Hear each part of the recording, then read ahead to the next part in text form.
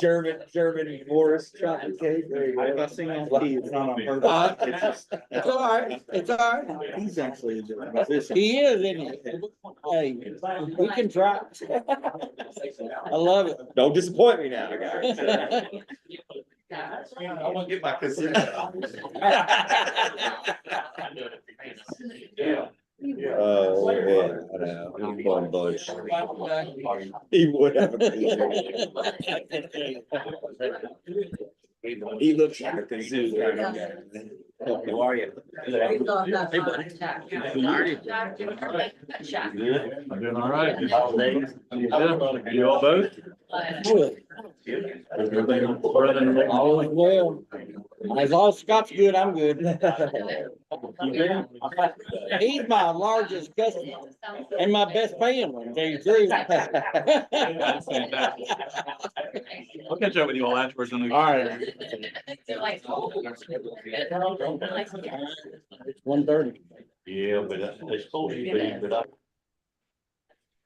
All right, we'll get started, try to start on time and get done early, so. Rachel, if you don't mind, would you call roll? Russ Rose. Here. Scott Treese. Here. Joe Ender. Here. Here. Joe's here. And Keith. Arthur Jones. Here. Scott Fleming. Mike Heitchu. Mayor Dangerfield. Here. Jeremy Rainey. Jordan Basham. Wesley Sidnor. Stephanie Laughlin. Nicole Raffolo. Cole, I think Stephanie's there. Did you get Mike? Mike Heitchu's here. Yeah. Okay, yeah. Sorry, it was muted. No worries. Kevin Gibson. Here. John Park. Tom Doyle. Pat Hargadon. Here. Pete Hedges. Melvin Phoenix. Scott Bates. Here. Jody Bramblett. Scott Travis. John Ogburn. Here. Neil Martindale. Here. Jim Hoskins. Mark Bates. Here. Terry Roach. Jordan's here. Yeah. All right. Thank you, Rachel. We have in your packet the minutes from October the 8th. You've had a chance to look over those. I will say I see one correction. Kevin Gibson represents MSD is no longer representing the DO. We need to make that correction. But if you've had a chance to look over the minutes, if there are no others, that we would accept the motion to approve the minutes. So moved. Every motion, we have a second on that? Have a second. Any further discussion? Suggestions, correct? Seeing none, all in favor, say aye. Any opposed? All right, thank you. So our October 8th minutes are approved. We have Nick Roeder with us today. Nick is with the Rural Water Finance Agency, and he's here to talk about potential funding opportunities that the Rural Water Finance Agency has that you might be able to take advantage of. Yeah, appreciate it, Russ. So Nick Roeder, I work with Raymond James. Raymond James runs the programs that the Rural Water Financing Agency provides. And I just want to spend I don't know, 15 minutes, just kind of explaining a little bit about these programs, what they do, how they work, who they can benefit. And really just, letting you know that there's alternatives out there for financing that you may not be aware of. So just a little bit about the agency itself. The agency is a public agency headquartered in Bowling Green. And it has two financing programs, and borrowers throughout the country actually can use these two financing programs. It's not just limited to borrowers in Kentucky. These two programs, the interim program and the flex term program, both started in Kentucky. Interim in 1995, flex term program in 2001. These programs have been around for a long time. The predecessor to the Rural Water Financing Agency was the Kentucky Rural Water Finance Corporation. You may have heard of that entity over the past couple decades, but the new entity, the Rural Water Financing Agency, took over these programs a couple years ago. And they do different things. The interim program, the best way I can put it is it's very narrowly focused. If you have a USDA takeout letter, you can use the interim program to get your construction financing, build a project, taken out by USDA. And I know most of you in here probably don't even qualify for USDA anymore. And our flex term program is kind of everything else. And we're going to kind of get into kind of the uses, the variety of uses there that we can do. Couple people I want to mention here. So we've partnered with a lot of rural water associations throughout the country, including Kentucky Rural Water. The Rural Water Financing Agency was actually created by Kentucky Rural Water Association. And the chairman of the Rural Water Financing Agency is your esteemed colleague, Mr. Russ Rose. And Gary Larimore, who most of you might know, is former ED of Kentucky Rural Water. He is the president of RWFA. These are the two programs. We've done over $1 billion in the interim program, over $650 million in the flex term program, 500 loans in one, 300 loans in the other. Again, seasoned programs, been around for a long time. Both carry rating agents or ratings from nationally recognized rating agencies, Moody's and S&P. We'll get into the details here. Just a couple kind of people on the finance team to mention. The agency's bond counsel is Rubin and Hayes. Some of you may have worked with Charlie Musson, Randy Jones, Christian Juckett over there. They're based in Louisville. And Regions Bank is our trustee out of Nashville. One of the things we've strived at in both of these programs is to really keep the process simple. Keep it quick, keep it simple. We don't ask for what we don't need. We've got a website that borrowers can go to fill out an application. It is, I can't stress simple enough. It is 10 minutes. It is a 10-minute application to apply for either of these programs. Again, online, you can upload audits to the website. That comes into us and the agency. We send around an approval, usually in about a week, to kind of get you in the queue for financing. All right, I'm going to kind of focus on the flex term program here because I think that's probably the most interest to this group. Eligible borrowers. Public agencies are eligible. Unfortunately, nonprofits are not. The way the law that was created that created this agency did not allow us to fund nonprofits. So only public agencies, and regardless of population. I know we have rural in the name, but we can fund rural, urban, suburban, any population size utility or entity. We can do revenue or geo supported debt. So if it's a revenue transaction, we're going to look and make sure that that borrower has a 1.2 times debt service coverage.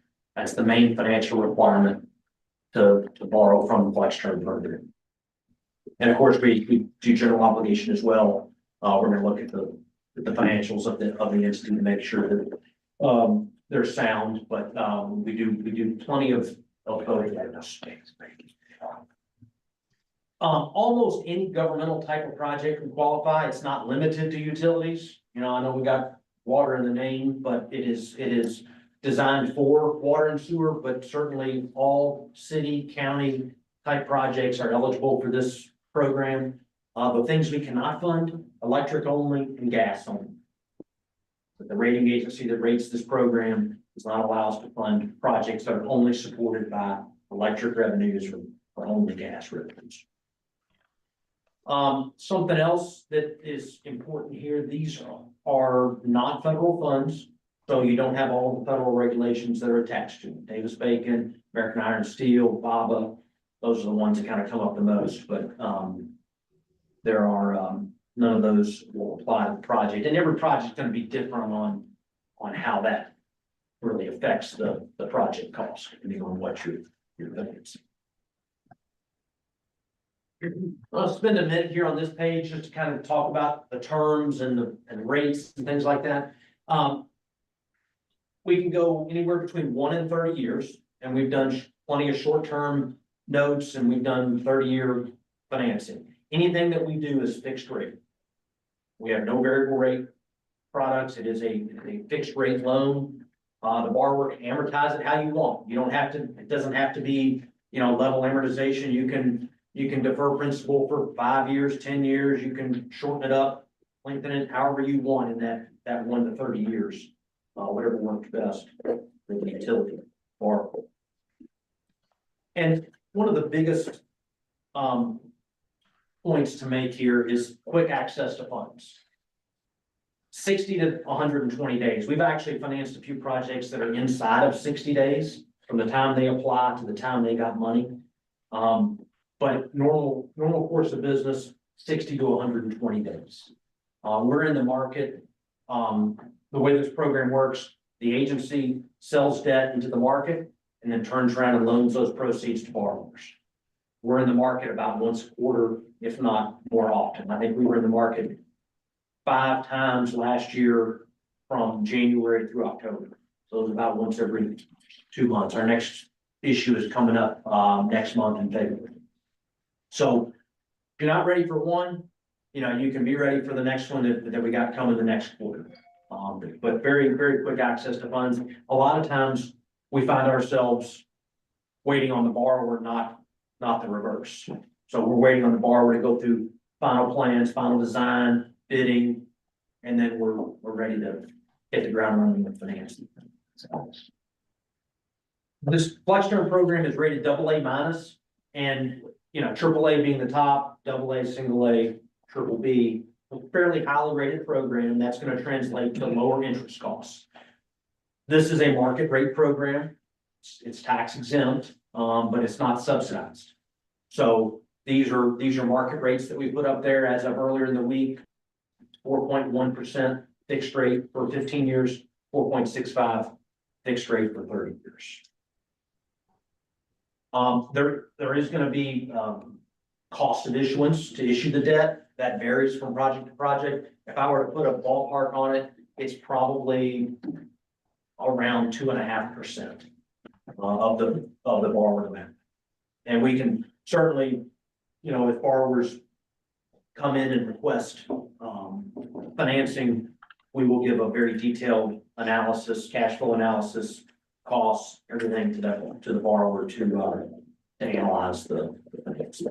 And they got numbers included in that. Yes, it is. The reserve fund.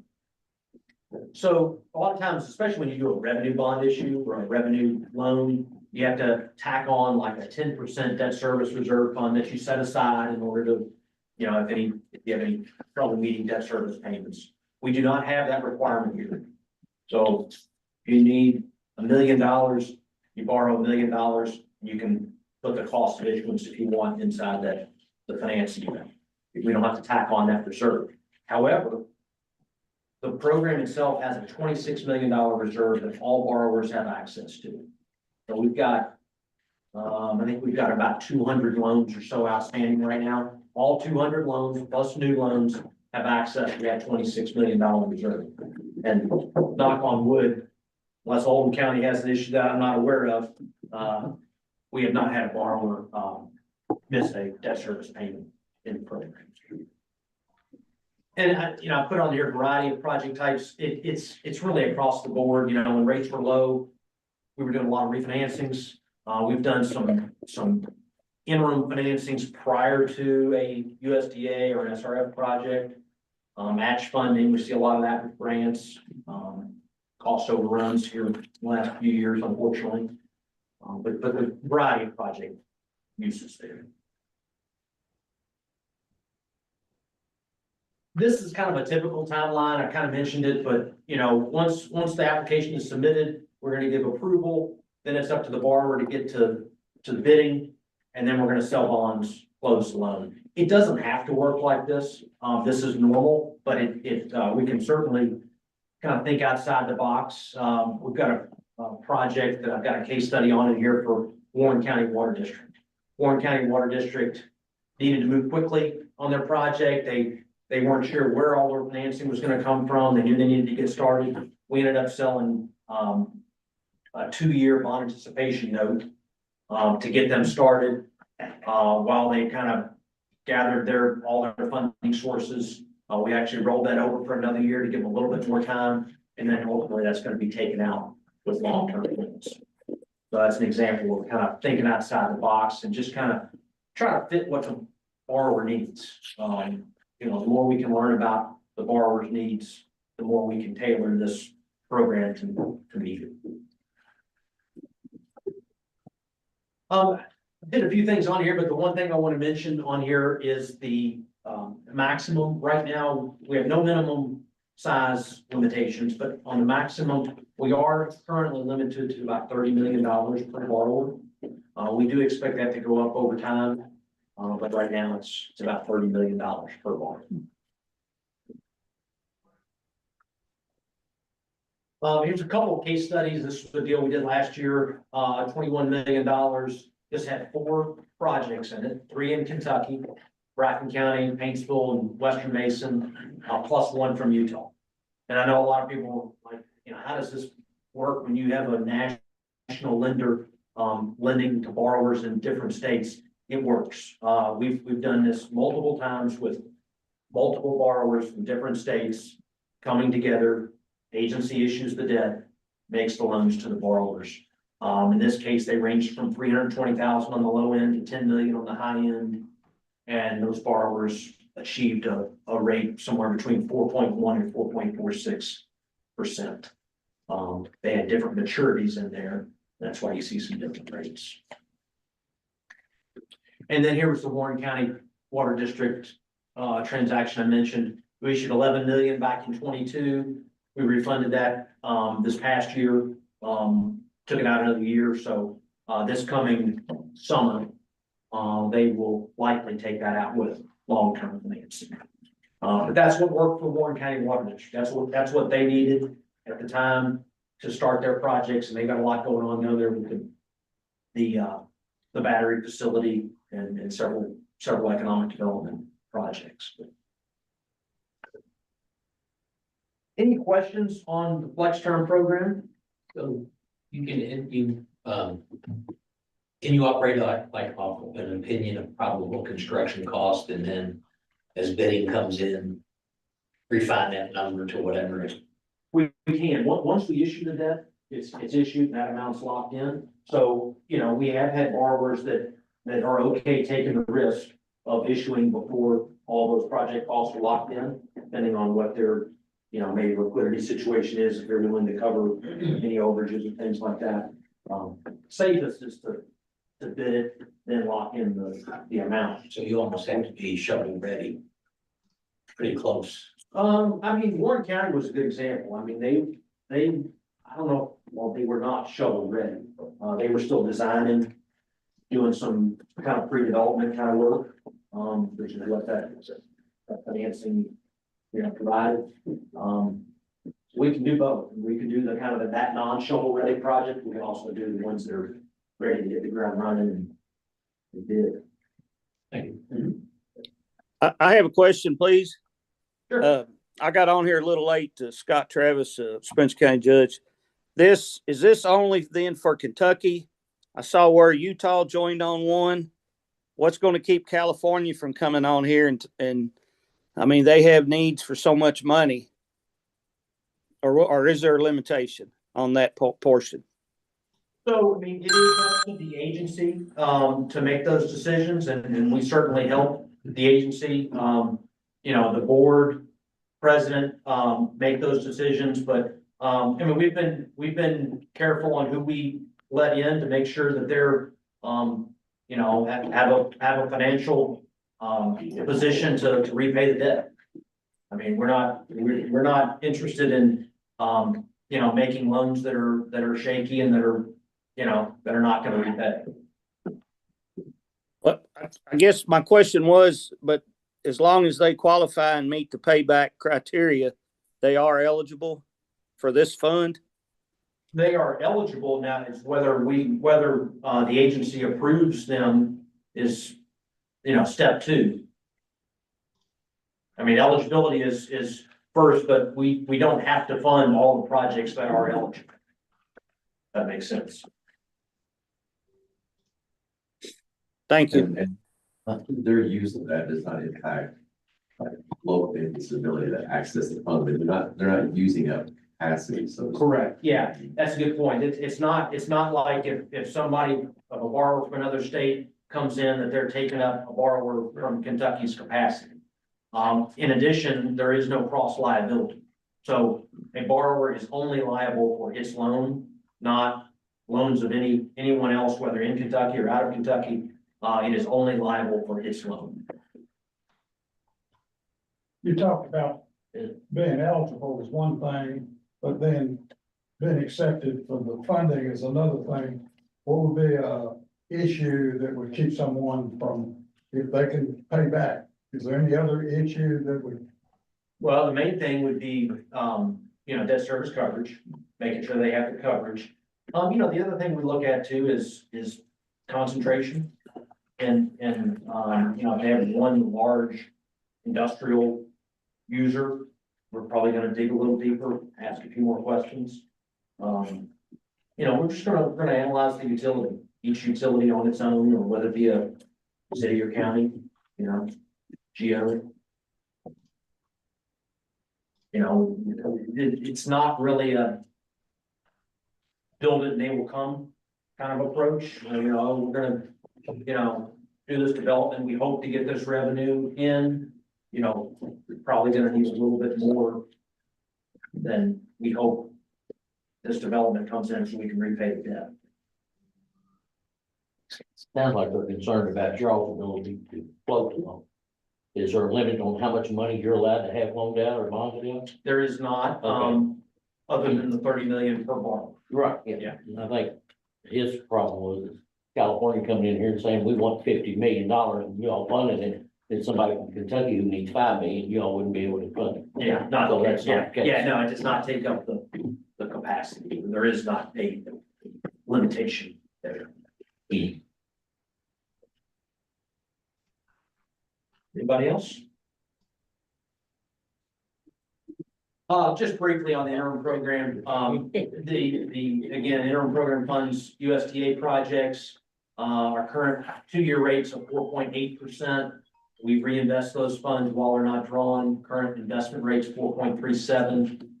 The loan rate is fixed for 2 years. When you take all that into account, our average cost on closed loans is 1.97%. So pretty efficient program for, for an 18-month, 2-year, 2.5-year kind of project. Again, I know most of you all are not USDA eligible, but I did want to mention. So. Anybody else? Is there any advantage to going through rural water as opposed to doing like RSA loans? Like we went through a company RSA to do a bond for our aquatic center, and we sold the bond and got the interest rate, just over 4% ourselves. Like, is there an advantage to use rural water instead of a private? So one of the few different advantages there. I don't know what your bond rating is, but you don't have to have a bond rating to come into this program. Okay. But But when you do, regardless whether you do or you don't, you get to borrow one to the AA minus rated program. So the program sells AA minus rated debt into the market. Okay. Whereas maybe, I'm just gonna make something up, maybe if you were A rated, you know, you're only selling A rated debt into the market, which is probably gonna come at a higher rate. You know, that's an advantage. You know, we can probably move a little quicker than the market, than maybe a standalone bond issue could. You don't have the reserve requirement. I don't know if you had a reserve on that. That might be a wash. But speed and cost. Yeah. I think there's a lot depends on, you know, like we've had a few borrowers that we've talked to that are already AA on their own. And there's some other advantages, but a lot of times those borrowers will go out into the market on their own because they're AA without the program. So, it's just not, I mean, this is an alternative. It's an option. Certainly not gonna fit every borrower, but we just wanna make it available to borrowers that can use it. Russell? Yeah, I was just gonna say, you know, it doesn't fit everybody. Obviously, it is a great alternative. When you look at, you know, SRF monies through KIA, which, you know, you may end up having to wait 12, 16 months, get on the, you know, the prioritization, and then get funded for that. It's gonna be cheaper money. You know, it's hard to compete with some of the SRF funds right now that are 2% and or less. In some cases with principal forgiveness, you can't beat that. So KIA is still a wonderful option for everybody, but in some cases, if you need to move really fast and you need money in 90 days, this is another good option as well. And when you take out some of the American Iron and Steel, the BABA requirements, it makes it more attractive for some folks as well. So you just got to weigh those out. I think both programs in this particular case are good programs. It's just an option. And we thought it would be good for Nick to come talk to you today to present those to you so you knew what those were. And, you know, sometimes there may be a small project that you want to get done and you want to get it done in one fiscal year. And this is maybe an option for you to be able to utilize. So. Appreciate my contact information on that presentation. Reach out to me if you have any questions after. So, appreciate the time. Thank you, Nick. Thanks, Nick. Okay. Wrong color jacket. All right. So we've got, I think, 3 new wastewater projects to look at? Yes, sir. Let's see here. Those are gonna be in Jefferson County and 2 in Trimble County. And Paul Mayer with Strand Associates is gonna take all 3 of these, because I do believe Strand is assisting with MSD and Milton and Bedford on all those. So Paul, you with us today, sir? I sure am. Can you all hear me okay? Yes. Great. First one we're starting off with today, sir, is the Height Creek Sludge Screening Project for Louisville MSD in Jefferson County. Yeah, I mean, it is just what it says. It's to add sludge screens to the High Creek Water Quality Treatment Center. You know, this will allow the sludge to be sent to centrifuges to be dewatered. Really the motivation for submitting this as a project profile is it's got other funding that needed clearinghouse comments, and in order to get clearinghouse comments, you have to have a project profile. So this is a bit of an administrative step. Thank you for that.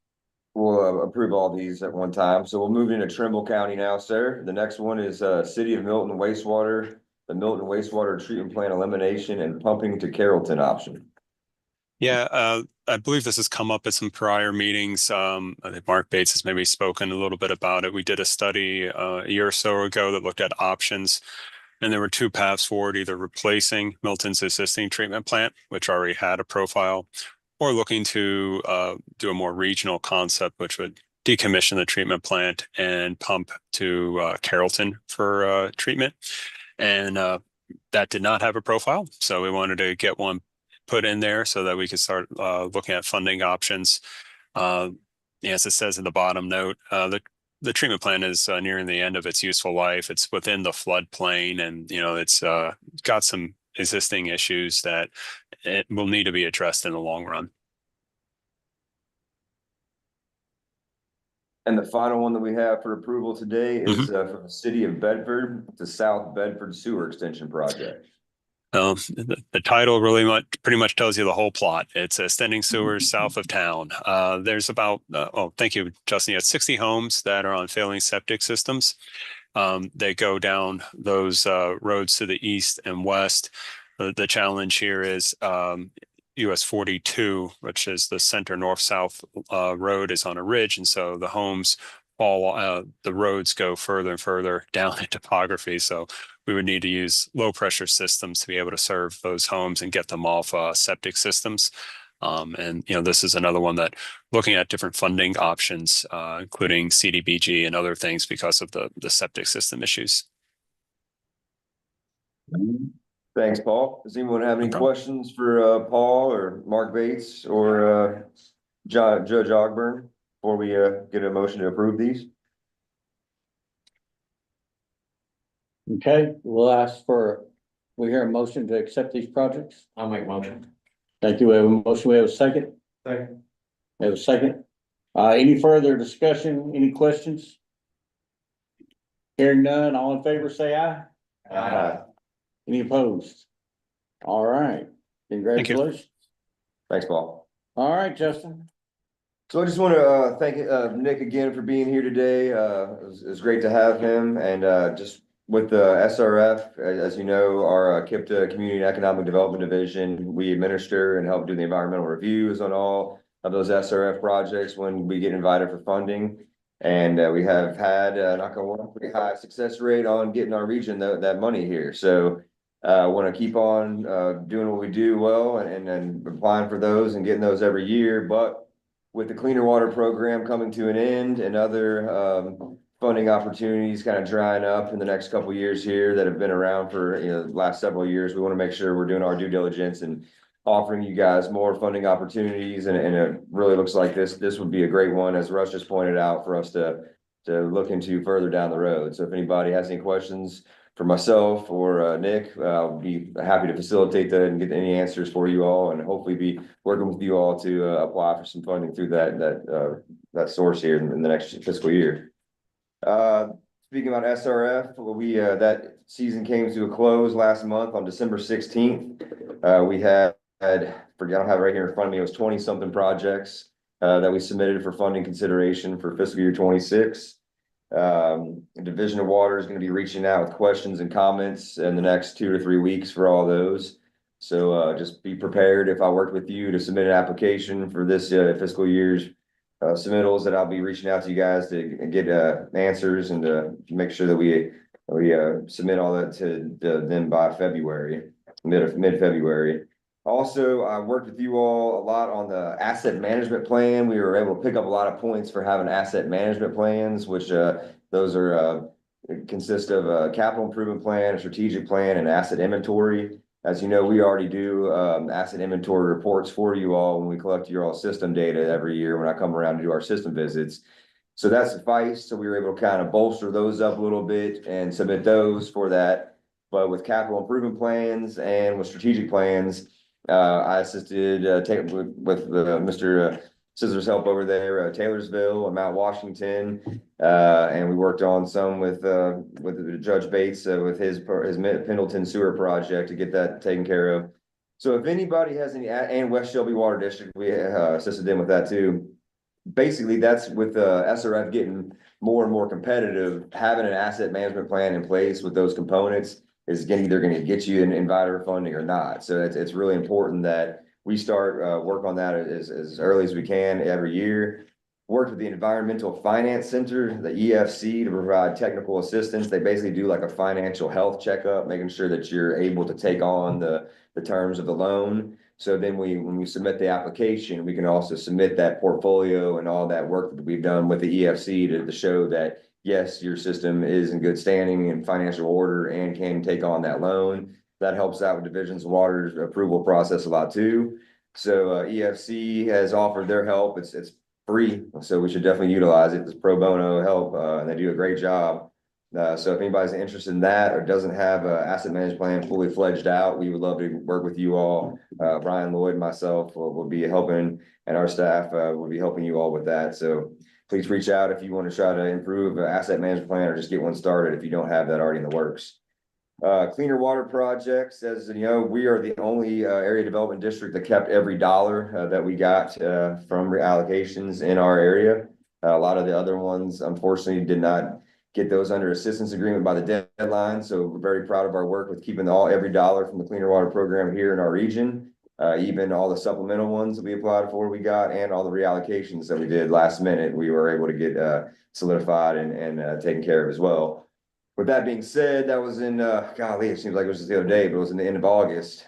So with SRF season then taking precedence there, we were really working hard on that to make sure that cleaner water still goes smoothly. We have until the end of 2026, so we got 2 years now to make sure that all of those funds are utilized and that construction is wrapped up on those and we don't lose any of that. So we'll be pushing hard here in the next few months. I'd like to see as much work done on all those cleaner water program projects so we can get those off our plate as possible and move on to other things to assist your all systems with. So if there's any, we've been really busy with SRF. I know Debbie Landrum and her staff at the KIA have been super slammed. If there's anybody who needs us to assist and push things forward with cleaner water, please reach out. But I'll definitely be reaching out before our system visits to make sure that those cleaner water projects are moving forward accordingly. Speaking of system visits, those are coming up here in the next couple of months. I'll be reaching out to you guys here in the next 2 or 3 weeks to get those scheduled. Ryan Lloyd back here in the back corner, my coworker he's now the GIS specialist handling the mapping for our KI contract. So he'll be the person joining me to conduct those system visits with you all this year, just FYI. And if we don't already have enough on our plates, we've also been tasked to do a water and wastewater management plan. So every area development district is doing that. I kind of broached that with you guys last year when coming out to our system visits to get some of that. It's just basically like a prioritization. We already do these a lot, but it's just giving KIA a better snapshot of what your all's priorities are, what your needs are. So when more funding comes down, we don't have to kind of scramble and do what we did with cleaner water. It's already there. So it's a plan that we're working on. Ryan's really kind of spearheading it. I'm helping put it together as well, but I'll be reaching out here to, if there's anything that I need from you all, I'll be emailing you guys to kind of get a little bit more of detail on that so we can get that knocked out as well by this spring. The Kentucky Rural Water Association's 2025 Management Conference is going to be held on February 19th and 20th in Bowling Green at the Holiday Inn University Plaza. It's always a great time. Registration is now open for that. And then we also have the Kentucky Water and Wastewater Operators Association. They have their surface water treatment certification class that's offered on February 11th and 12th. That's being offered at the Frankfurt Plant Board in Frankfurt. And that concludes my report. And I just want to move on before we hear any county updates to make sure we get our election for our 2025 KIPDA Regional Water Management Council officers. So I don't know if anybody's going to top Russ here. He's been our chairman for quite some time, always does an exceptional job. But we had Kevin Gibson with Louisville MSD as our vice chairman. Didn't have to do too much because Russ is always here with us, but I guess I'll open up the floor to any nominations for who we would like for our chair to be for 2025. Nominate Russ Rose. I will second that. All in favor? What about for our vice chairman? Thank you. Do we have anyone who wants to step up? Or Kevin, are you good? I know you're with us today for MSD. Are you okay with being our vice chairman for 2025 again, sir? Yes, sir. All right. Thank you, sir. All in favor of having Kevin Gibson with Louisville MSD serve as our vice chairman for the Regional Water Management Council? Aye. All right. Well, I guess can we get a motion to approve those two, chairman and vice chairman? Second. Mary Day approve. All in favor? Thank you all. That concludes my report, Chairman. All right, thank you, Justin. Brings us to county updates. Anybody have, hang on to yours. Anybody have anything they want to bring up? We'll try not to hold you too long today. All right, and any other discussion, anything anybody wants to bring up? Well, before we adjourn, and before we sing happy birthday to Justin, because his birthday was yesterday, by the way. We do really need to brag on our guys here at KIPDA, like legitimately. Amen. Justin and Dustin, and Felicia, like the amount of work and whatnot that you guys have put in just on our behalf for the city of Shepherdsville, much less the entire region that you guys are working for here, like it's astounding the effort that you guys have put in this past year. Like it blows me away how you guys have done this. Like we are humbled to be part of what you guys are creating. Because I mean, the amount of funds that have now been made available just to us, much less the region, is staggering. So, Like, amen. I mean, they've done an awesome job, as well as our KIA folks. You know, exactly. there's been a ton of applications that we've had to go through. All these folks have gone through, and to put all those together and to get everybody funded has been great. And so, yeah, KIPDA, KIA, both those organizations have done a phenomenal job for this area. Well, I'll turn it back on you all too. The system directors, I mean, it speaks volumes for what you guys are. It makes our lives a lot easier, our jobs a lot easier when you all are so communicative and you know, transparent and easy to work with. And I think it shows with, unfortunately, with a lot of the other areas of the state that didn't utilize all their cleaner water funds, how, you know, assertive you all were with that, how, you know, having all the systems we have in our region, it can get a little confusing and I need to reach back out to them, or I haven't heard that. And the managing of everything does get a little overwhelming, but all of you all were great in stepping up and reaching out. And when I had a question or needed something, you all are right on it. So, yeah, we definitely work hard here, but you all make our workload a lot easier with being so great at what you all do as well. I'd just like to say, I work in 3 other ad districts. They're not created equal. The law in 68 set them up to be equal, but they're not equal. So I commend KIPDA big time. Well, thank you, Arthur. Thank you. Kudos. Mhm. That's because we have a wonderful leader in Mr. Haley. Really?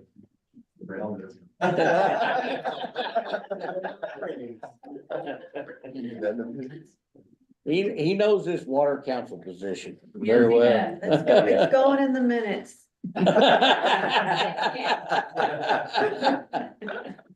Awesome. Awesome.